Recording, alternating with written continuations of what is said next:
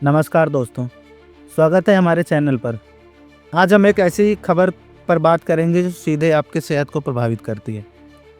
जी हाँ, विदेश से एक्सपायर्ड फूड प्रोडक्ट इंपोर्ट करके भारत में नई लेबलिंग लगाकर बेचने का बड़ा रैकेट दिल्ली पुलिस ने पकड़ा है।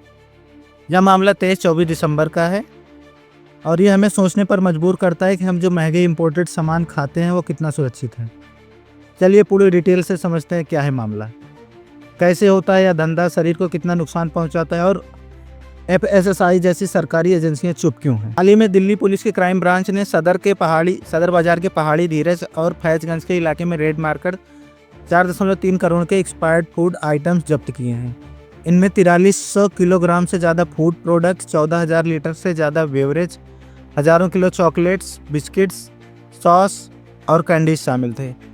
और ब्रांड जो शामिल थे उसमें Oreo, Nutrela, Lindy, Pringles, less, Nescafe, hinge, Cadbury, Starbucks, Kellogg's, Fanta, ये सब विदेश से आए थे, लेकिन एक्सपायर्ड या फिर एक्सपायरी के बहुत ही ज़्यादा करीब। मुख्य आरोपी अतल जैसल समेत 7 लोग गिरफ्तार किए हुए हैं। ये लोग मुंबई के थोक विक्रेताओं से यूके, यूएस, दुबई के रास्ते से यह सामान लाते थे, फिर दिल्ली में गोदाम में पुरानी डेट से मिटाकर फेक बारकोड और नई पैकेजिंग लगाकर हाई एंड स्टोर्स, मॉल और ऑनलाइन प्लेटफॉर्म पर सप्लाई करते थे। यहाँ तक कि बेबी फूड भी इसमें शामिल थे, जो सबसे ज़्यादा खतरनाक होते हैं। अब समझते हैं ये सिस्टम वर्क कैसे करता है। विदेश के एक्सपायरी के करीब प्रोडक्ट को वेस्ट मानकर बहुत सस्ते दामों पर बेच दिया जाता है, फिर गलत या छुपे लेबल्स के साथ भारत के पोर्ट्स पर इंपोर्ट होता है, जहाँ कई बार चेकिंग ढीली पड़ जाती है या फिर घूस खिलाकर वहाँ से प्रोडक्ट को पास करा लिया जाता है। भारत में आने के बाद ये कोल्ड स्टोरेज या गोदामों पर जाते हैं, जहाँ पर लेबल चेंज किया जाता है, इंक मिटाई जाती है, नई एक्सपायरी डेट प्रिंट की जाती है। पुलिस ने ऐसे ही प्रिंटिंग और सीलिंग मशीन भी बरामद किए हैं।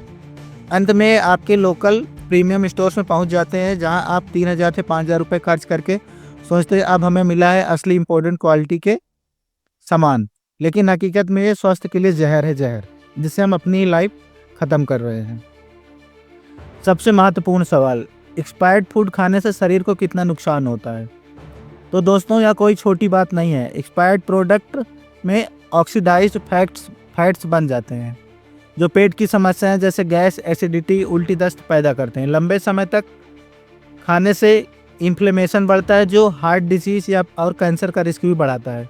चॉकलेट्स या नट्स में फंगस लगने से ऑक्सीटॉक्सिन जैसे खतरनाक टॉक्सिन्स बनते हैं या लीवर को डैमेज करता है, फिर लीवर फेलियर तक भी जा सकता है और कैंसर का बड़ा कारण भी हो सकता है। बेबी फूड में या बच्चों के लिए और ज़्यादा घातक है। फंगल स्पोर्स से सांस का तकलीफ, एलर्जी, इम्यून सिस्टम कमज़ोर होना, ये सब आम बात है। भारत में कैंसर के केसेस बढ़ रहे हैं और ऐसे टॉक्सिन्स इनके कारण भी हो सकते हैं।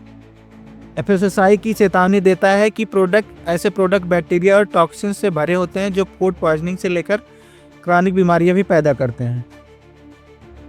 यह सिर्फ स्वास्थ्य का नहीं, कानूनी मुद्दा भी है। कंज्यूमर प्रोटेक्शन एक्ट के तहत आपको सही जानकारी का हक, एक्सपायरी डेट छुपाना या बदलना अपराध होता है। आर्टिकल 21 यानी जीवन का अधिकार भी इससे जुड़ा है।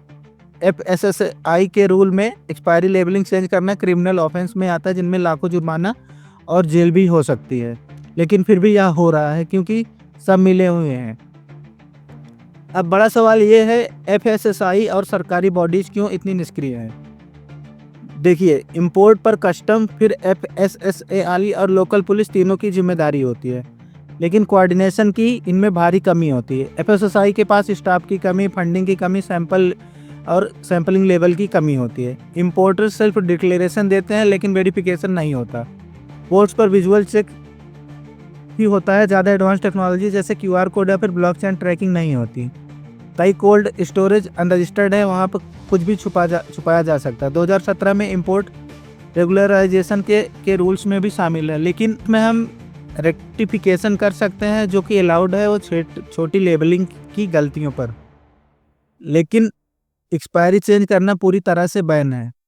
फिर भी लूप होल से फ़ायदा उठाया जा रहा है। सरकारी एजेंसियों को ज़्यादा सख्ती और टेक्नोलॉजी और कोऑर्डिनेशन की भी ज़रूरत है।